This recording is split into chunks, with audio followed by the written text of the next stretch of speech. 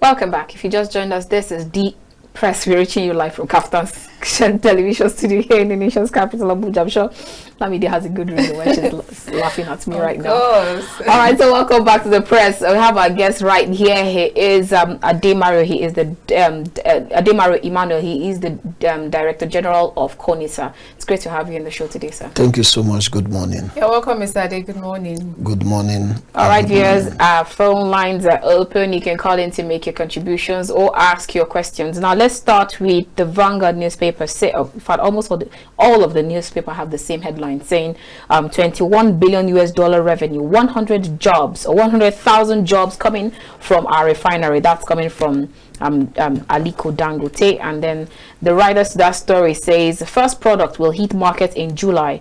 Refinery, a game changer coming from Buhari. Facility will impact Nigeria's economy positively. That's coming from the CBN governor. Lagos provides best opportunity for investors coming from Sanwo-Olu, and then our investment in Dangote refinery strategic coming from Mele Kyari. I'm going to ask you a question in that regard, but let's start with Dangote refinery. Finally, the much talked about refinery. A lot of people said it will not spring up this year, that we should be looking forward to 2024 or 2025. But then it has been inaugurated and the first product will fly around in late July and early August. What are your thoughts? Well, the truth remains that Aliko Dangote is a good strategist, and he's a focused person, very courageous. He, whatsoever vision he has, he pursue it to the latter. But be it as it may, congratulations to Nigeria and Nigerians for the fact that an individual can set up such that could employ the graduates that Nigerian government cannot take care of. Even as we are congratulating him, it's a good one that the refinery is coming at a time where Nigerians who are now looking alternative means to get job outside the soil of their country. And this same company, this same oil refinery that had just been opened, many thought it should not come to pass. But yet, if you look at the men surrounding the successes, they are Nigerians and most of them are in government. Absolutely.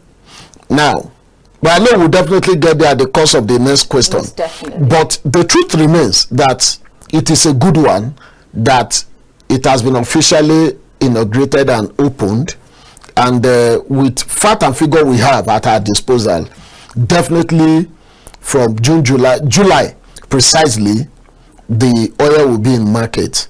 But we must not shy away from one fact, that 65% of this same fuel that will be refined here in our own country will be enjoyed by other countries. Well, but then I think they gave a statistics that 40% will be going out and we would get to enjoy the remaining 60%. We are in Nigeria. Yes, but thank you. That's on the side now. There's so much excitement for the Dangote refinery, and we see even government officials coming out to state even the benefits of this refinery and how it will impact, especially the downstream sector. The question is, if we know so much about this refinery and we know the benefit of having a refinery, why haven't we done ours? Why haven't we worked on ours for so long? You see, I definitely know we'll get to this point of question. But the truth remains that Nigeria is a country where whatsoever that will not benefit some cycles of person will not be taken with utmost priority. And this is where we find ourselves as a country. Buhari regime, when he came on board in 2015, he told us that he is going to, it is not refurbished now because these refineries are already there, just to resuscitate them, push money and make sure that whatsoever have been damaged in those refineries are put in place and workers are being pushed in. Up to date, we keep hearing stories. Now, the fact remains that those that have pushed their weight behind Dangote refinery, knows what they will benefit from it as individuals, unlike when the government does it herself. And remember, sometimes ago here I said that anything that belongs to the government as far as this country is concerned, our leaders does not take it serious. And that is why you see our educational sector, our hospitals, NEPA before it was being privatized out, you discover that it was handled all with an Andokia spirit. And the leaders you're talking about are those in government. That's the truth. That's what I'm saying. In fact, there are still leaders that will continue to rule immediately after swearing in May 29. They will still remain in government. So all of them were there yesterday celebrating. All of them were there yesterday praising Aliko Dangote. But the question is this: why have these people? That's why then let us not forget that Aliko Dangote still borrowed the money from our own bank here in the country, and which Emmanuel said he has even paid 70% back. Now, which means if Nigeria as a country, in fact, money that a single person stole in this country, if being recovered back, is enough to put some of our refinery back to order, that can employ at a good about 2,000 workers. And which means if you are moving about 2,000 unemployed graduates in the field of chemical engineering, in the field of technology, geology and others, you get to discover that these people will be able to take care of their family, and crime will reduce drastically. So, but for us, in our thoughts or in our thinking, some of this act of our leaders who are our uncles, these same persons are our uncles, they felt within themselves that whatsoever they will be offering to the general citizenry of the country, that will not in turn return back 40 or 30% of what they are given, they are not interested in it. But be it as it may, we must note today that Dangote Refinery is one of the best that has happened to this country from 1999 to date. All right. So now, because we're still talking about the leaders and people in government, and then I said, looking at what Vanguard says, President Muhammadu Buhari says it's a game changer. The CBN governor says it will impact Nigeria's economy. The same Mele Kyari, who is NNPC DG or MD, says our investment in Dangote Refinery is strategic. Now you just begin to wonder, so much money being paid for turnaround maintenance in our own very own refineries. So will this actually even be like okay, now that we've started the Dangote Refinery, will this make these leaders wake up? Maybe probably the next administration coming forth will decide to say, okay, let's see what we can do with our own refinery. Oh, definitely. The person of Senator Bola Ahmed Tinubu, I know definitely he would have gotten information of what happened there yesterday, because he was not there in person. He sent a representative, and he would have watched, he would have listened to all paper presentations there at the course of that program, and he would have on his own been a strategic leader who is productive in his own way, because he is a kind of person that whatsoever he want to do, he look at the enemies, despite the fact that his own interest is there. But if you look at his antecedents so far, you got to discover that he is somebody that he want to leave a mark behind, whereby in the nearest future you'll be able to look back and say in so period this is what he does. Now, but are you saying that President Muhammadu Buhari is not leaving a mark behind, being the first person to commission that project? Because it looks like that's not a Nigerian. No, this is not a Nigerian. No, this is not a Nigerian project. This is an individual project. We have a lot of successful Nigerians who has opened different companies at different occasions. In fact, Ambassador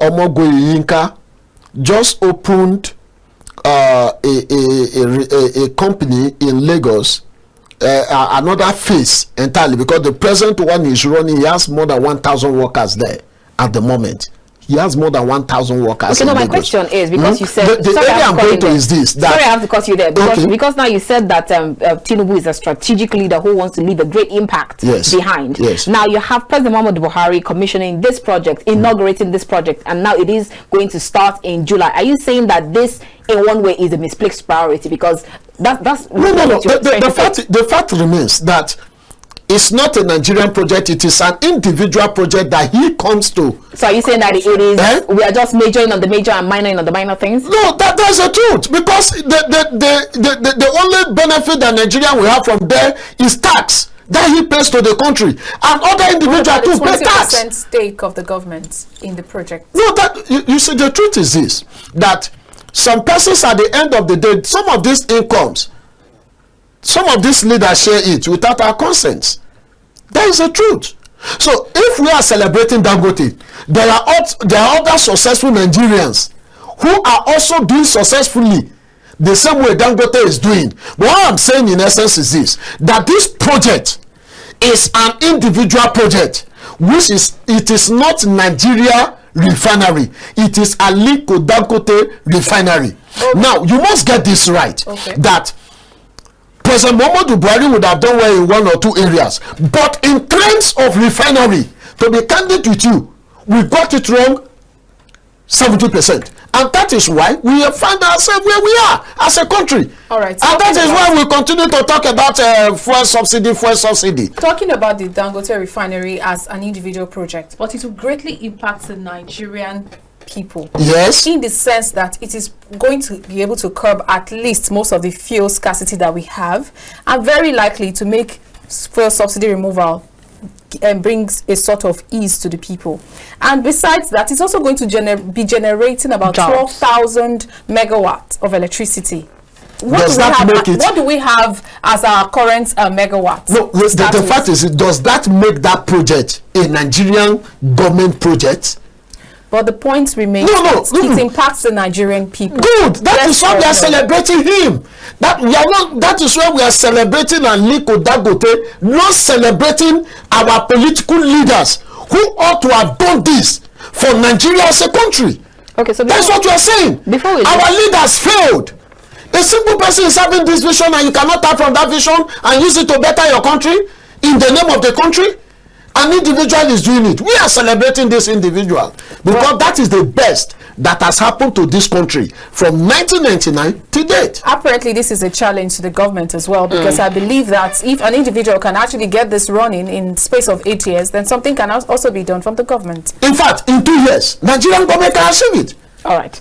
All this money we are borrowing, we can convert that money to use it to do it. And this money, some few persons are sharing it. Let's wind down on this particular story. But before we leave, I hear some person saying that why so much monopoly on one person? Why not release licenses to other people for modular refineries and then make it competitive? Do you agree? Yeah, that is the truth. But as recently, about a month ago, thereabout, I have the knowledge that a license was also released for Jack Rich from Rivers State, and we've also in most of our letters to the government and in our advices and communiques, we've actually pleaded to the government that we should begin to also look at legalizing some of our local refineries to be able to also ease the tension of scarcity, and this will create more job opportunities to more persons again, and it will also help our youth to be fully engaged, and when they are engaged, they will not think of crime. All right. Because something is keeping them busy. Quite interesting. All right, now because you were talking about all the borrowings, I think I saw one of the headlines that says the $460 million Chinese loan that was meant for CCTV projects, the court is ordering that the federal government should give an explanation to that. And if I rightly check, I think that project was commissioned in 2010 and the petition was dropped in 2019. And suddenly, towards the eve of this administration, there are questions as to what happened to the $460 million Chinese loan. You see, we've always said this.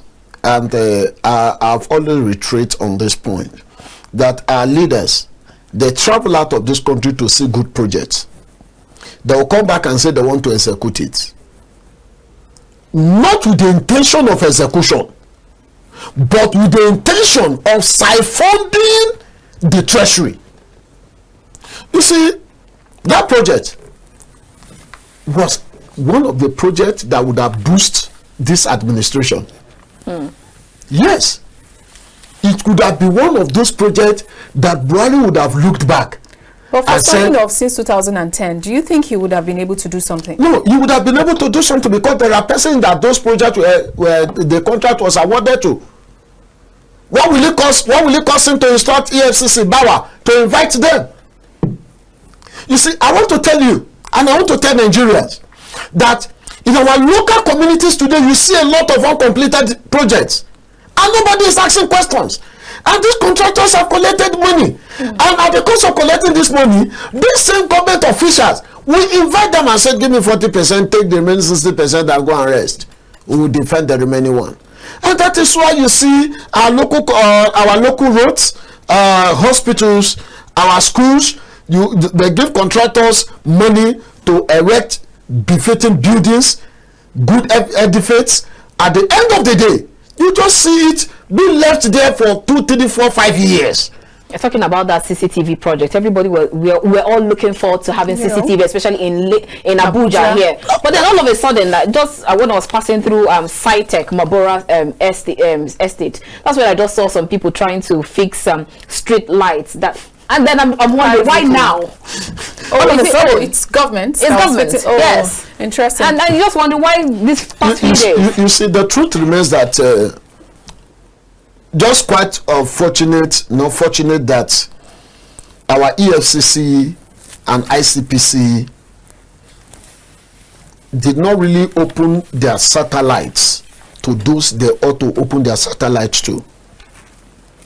And I so wish that the words of Bawa, being the EFCC chairman, that he has sent letters to governors that they should all await invitation. I so wish this will come to pass. Nigerians so wish that this should come to pass. But one fact is this, that Nigeria as a country needs sincere leaders who will stand by their words. And to be able to fight these big wigs, you have to be clean, you have to be pure. Because at the cost of fighting them, when they fight you back, you will regret. The case of Abba Kyari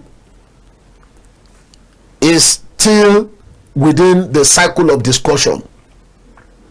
Yes, he was fighting a just cause, but at the long run, there is no human without lapses. And because some of them have knowledge of his lapses, they hit him from that end.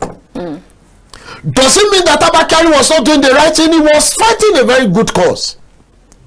But because some big wigs are close to him and they have transacted 1 or 2 business with him, they use that to fight him back. All right. So that's just to say that he who comes to equity must come with clean hands. That is the truth. So our EFCC should sit upright. Okay. So that we'll be able to get a country that we could actually believe is a country that we could leave behind for generations yet on board. All right, because you were also mentioning the fact that the CCTV project should have been a plus to the Buhari's administration. Now let's talk about, since another government will be inaugurated in the next few days, let's talk about some of the promises that they make to citizens, especially when they are reading out their mandates for the new administration. And part of what Buhari's administration alighted to do was take care of insecurity. Now, part of the things he said last year and year before was that before the end of the administration, he's going to ensure that insecurity ends. And on almost all of our papers, in fact, in Plateau State right now, in Benue State, I don't think anybody can actually sleep and close their eyes. And this administration is ending in the next few days. So how would you place this?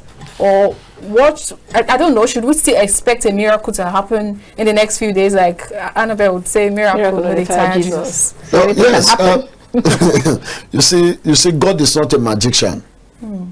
God is not a magician. You see, where miracle happens is when God see your efforts. You must make a move before God support you. Are we not making moves? The Tucano jet, and then you have security officials saying that they've been funded more than the. Let me help you, my dear sister. Let me help you, my dear sister. Okay. The fight in Plateau State today. Are there no security agencies? Are they not getting security reports?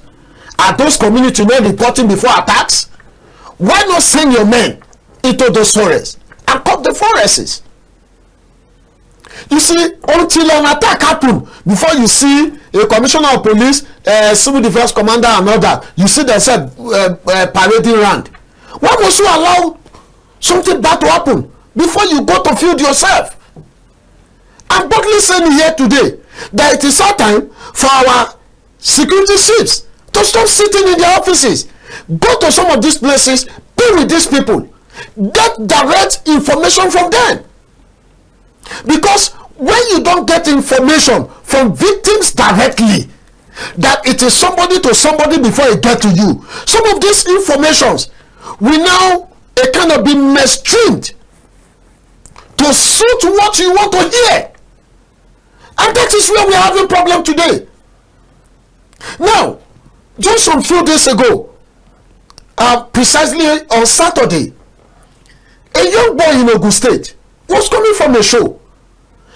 Police stopped him, could not find anything in his vehicle, alleged him of having Indian hemp, could not find Indian hemp, and insisted that they are taking him to station. And the young boy asked, he said, tell me and my friend why you want to take us to station so that we can call our family and tell them that this is the offense that the police officers told us we committed, and that is why they are taking us to station. And the boy said he will not enter vehicle until they tell him his offense. The police officer drove his car away, came back with another private car to come and bundle him. At the end of the day, these same police officers extorted this young boy because he was afraid of his life. One of them told him, we will kill you. We have the video. I said to the first PRO, a young lady who knows me was videoing this thing.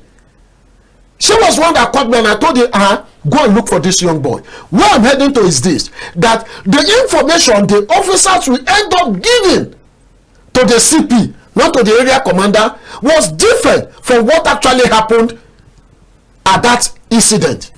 Now, what we are saying is this, that our security chiefs, to be able to tackle insecurity in this country, to be able to stop what is happening in Plateau, Benue and other states as far as Nigeria is concerned, is for them to go to those villages themselves, listen to the victims, listen to the chiefs directly. Some of these chiefs does not have access to these security chiefs, and they don't have confidence in those security junior officers that are being sent, because those ones, how much is their salary?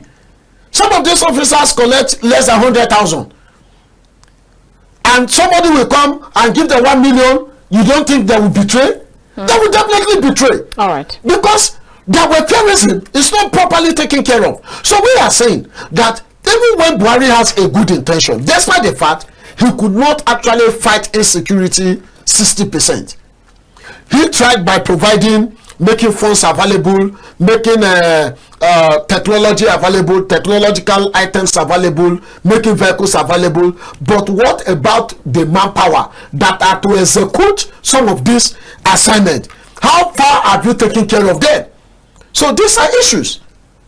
All right, now because you talked about the reactionary measures being taken by security officials, I'm going to ask you two questions, and I'd like you to take them in one breath. Now, speaking of how much we've seen security officials go into shanties and places to pick, especially drug law enforcement agencies, to pick people who are into drugs. I recall seeing some of this happen in Gwarimpa, where you have them go and bundle them, but then these boys have been there over time, and if I even as soon as they finish picking them up, it's like they decide to recoup and then come back again. So in that regard, what are your thoughts in the fact that they're always there? So how come all of a sudden you're just seeing these things happening and then you're going into to pick them in shanties? That's one on the side. And then secondly, you have on We have a call, so I will take the call after I take this question. On Daily Trust says expert want Tinubu to insist on synergy among security officials. That's been over time. Security chiefs, where they always complain that there's no synergy between them. This one wants to do this, he's staying on his own way. The other person who does not want to insist on getting information from the. What are your thoughts in all of this? Let's quickly take this call before you go ahead. Hello, good morning. Okay, we missed the call, so you can call us back if you can. Go ahead. Firstly, you see, NDLA just waking up at this injury time, where swearing in is just few days. I think it is a good one that it is a no fact that for any crisis to occur, as far as this swearing in is concerned, no inauguration is concerned, most of those that will perpetrate this crime will be under the influence of hard drugs. I agree. Let's quickly take this call before you go ahead. Good morning. Good morning, my dear. Hi, good morning, sir. It's great to hear from you. Good morning. Good morning. Tell us your name and where you're calling us from. I am Paul, calling from Ebonyi State. All right, Paul from Ebonyi State. It's good to hear from you. Go ahead. Thank you very much. I thank the man in the studio. He is honestly doing a very good. And I want to remind all listening to KAFTAN television that this issue of fighting corruption by Buhari, we thank God that his government is getting over. But let the incoming government not toe his line. What am I saying? How can a president of a country be a minister for petroleum and think this will work? Who will quiz him up wherever he's going wrong? They will go after these young men in the creeks that are building refineries, that they call it illegal refineries. Even though I'm not in support for them to be building illegal refineries, but they would have just like DANGOTE build a refinery now in Nigeria. Assuming they connected those boys together, ask them how they did what they did, there wouldn't have been importation of fuel. And the president should be the president of the country. He should lay off the ministerial appointment as the president, as a minister, the minister for petroleum. He is a corruption way to power too. Who will stop him now? All right. Look at what they try to get up with they're carrying on. How can an outgoing government borrow a huge sum of dollars from the Chinese bank? Who will account for that? All right. He's talking about corruption. This security, he has failed woefully, and this incoming government should not touch that. They should be proactive place to security matters. Thank you so much. When things happen, then the police will begin to chase innocent citizens around. Thank you so much, Paul from Ebonyi. In the police circle. All right. Everybody should be up to date, and I thank everybody. Thank you so much. Thank you so Thank much, you. Paul, from Ebonyi talking to us. Okay, we have another call. Hello, good morning. Yeah, beautiful morning to you, Annabel, Alhassan. Good morning. Good morning. Good morning to you. From Lagos. All right, go ahead. Good morning. Thank you very much, sir. We really appreciate. Anytime you are in the studio, I'm okay with your presentation, and I almost appreciate what you have done. What you have done. Thank you very much, and keep it up. Thank you very much. Let me clearly respond to the issue of Dangote, like the guest mentioned. Because of course, I concur with him. And that is why, if you can remember, Alhassan, yesterday I said, if only our incoming government will look at or use the method of SWOT analysis, SWOT, definitely maybe they can patch the cracking wall, whereby maybe before the end of the first tenure of the administration, they can come up with our slew of refineries among the 3 or 4 we have. Maybe you worry Port Harcourt or Kaduna, Port Harcourt. But please know that, because to me, it's like I'm seeing this as an opportunity to Dangote. You remember, during Obasanjo, there is an issue of selling the refineries to Dangote and the Bemi, which Eradua come and look at it and revoke the agreement or the settlement. Maybe Dangote use that opportunity and come up with his own refinery. It's a plus to him, it's a plus to the country. But it's a big blow to the government. That is why I said the government should look at it as a challenge by using the SWOT analysis, strength, weakness, opportunity, and threat. threats. possibly we can come up with either one or two our own national refinery. That is on All the right. refinery issue. Remember, Dangote is a businessman. If the market in Nigeria is not okay for him, definitely nobody can stop Dangote concerning to our foreign country. That's Absolutely. Absolutely. So therefore, we don't want it that way. The agreement should be understandable and meaningful to Nigerians, so that at least Nigerians, apart from a working opportunity, let them also benefit from their resources. All right. That is by Dangote. Thank you so much. Secondly, the security. Annabel, I'm sorry to say, at my age, I remember there was a time I stayed late outside. It was the security who followed me, the police officer followed me to my home, knocked the gate, and asked the family house, is this young man belongs to this house? I said, yes. Okay, they warned me, you should never stay outside again, and they pushed me inside my house. Today, you stay late outside, you are afraid to go and approach security. Why? Is it because we need orientation? Our entire security system needs orientation. Like All right, I thank you said, so much. We have NIA, we have GIE, we have DSS, we have police force, we have Nigerian Army, we have Navy, we have all the security structure we have there. But believe me, they need general orientation. Thank you so very much. I remain SND from Lagos. Thank you so Thank you much. so much for Absolutely your spot on. contribution. Thank you for your contribution. Hello, good morning. Hello? Hello? Good morning. Good morning. Turn down the volume of your TV set. You're live. Hello, good morning. Good morning. Turn down the volume of your TV set, please. Okay. All right. Tell us your name and where you're calling us from. I've done that. Go ahead. Tell us your name and where you're calling us from. Okay, this is Comrade Payasban calling from Ondo State. All right, Comrade Alex. Go ahead. You have 1 minute, please. Yeah, thank you so very much. First and foremost, I want to really appreciate our guest in the studio. He has really hit the point. Thank you so very much, sir. Thank you so May much. God continue to bless you. Amen. Thank you. See, the issue of refinery not working in Nigeria, there's something behind it.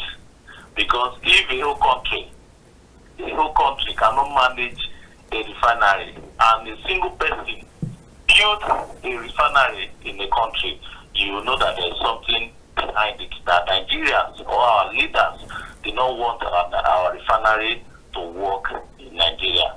So please,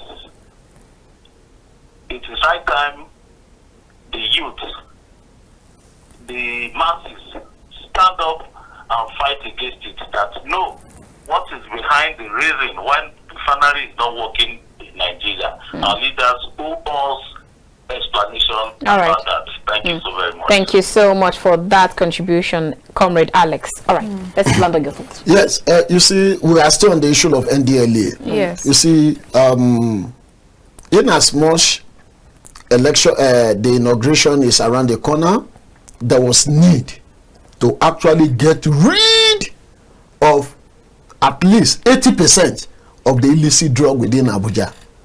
And from their own intelligence gathering, they already know beforehand who and who, because they are the one that arrest these people and still release these people one way or the other, and these people still go back into this same business. You see, there is no street in Abuja today, if you go to the area for that will say market and other places, Especially at night. at night you see them coming out to sell these things. You know, so know that And this they've even had the gungeon to even flag down vehicles and ask you if you want. you see, the truth is this, that these people has godfathers. They have those that give information, they have those that negotiate on their behalf.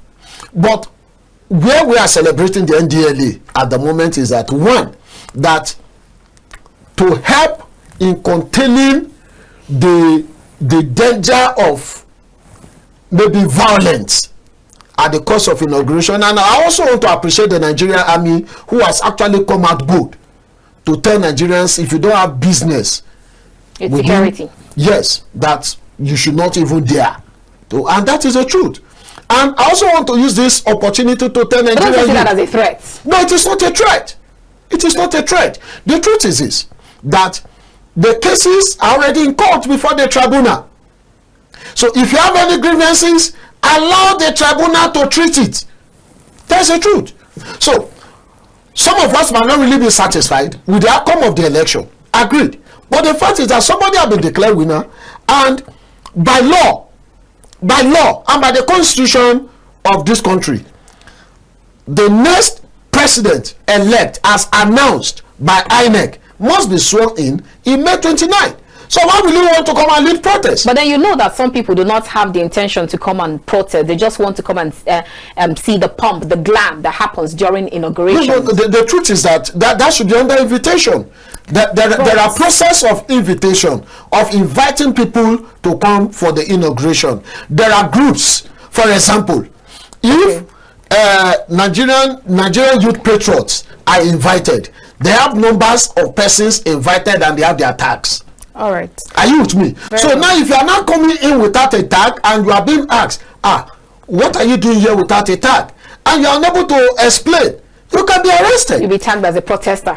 That is the truth. The question I would ask is, if during elections, we don't need invitation to come and vote for the leader we want. Yes. Why should the democratically, thank you, during campaigns you can come to us. So why is it that when you're democratically elected and you're to be sworn in by the same people that elected you, thank you, which we should also be a part of and marry with you, why should it be that we have to get an invite, to have access? And funny enough, it's the invites now, it's not just that it's difficult for the citizens, it's even difficult for some media houses to get invites to get to air. No, there's a committee to that, and I think the woman in charge of that committee has actually announced that everybody will get their tag, and that she is going to work with the security committee. That she will work with the security committee, and somebody will be on standby, a security personnel who knows some of these medias, and somebody will also work with from her own committee. Somebody will be there who will actually identify that this person is from KAFTAN, this person is from NTA, this person is from AIT. So there's already arrangements. I want to make that it's easier said than done. A lot of them say these things, but they actually don't do them. No, but I'm speaking from experience. No, exactly. I understand. I know. I understand your point. A lot of media representative has been harassed severally by security agencies that are mounted on the gate, on the entrance to venues of activities. But yet, the chairman of that committee of communication and even a podium have been set aside where all the medias will be. A podium has been set aside.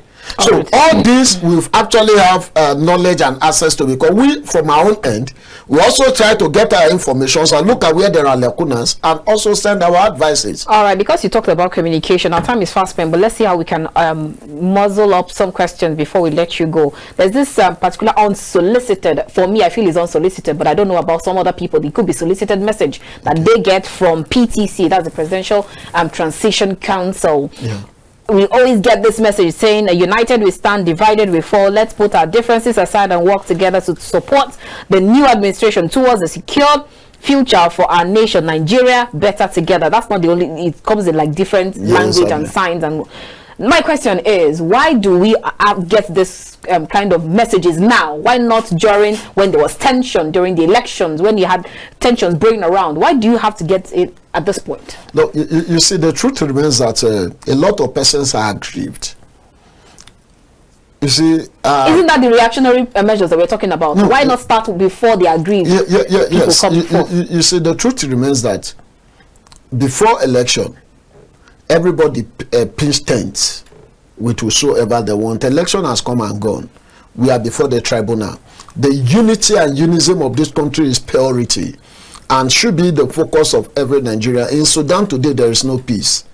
So for those that clamor for war, when that war happened, unknown to them, themselves and their family are not safe too.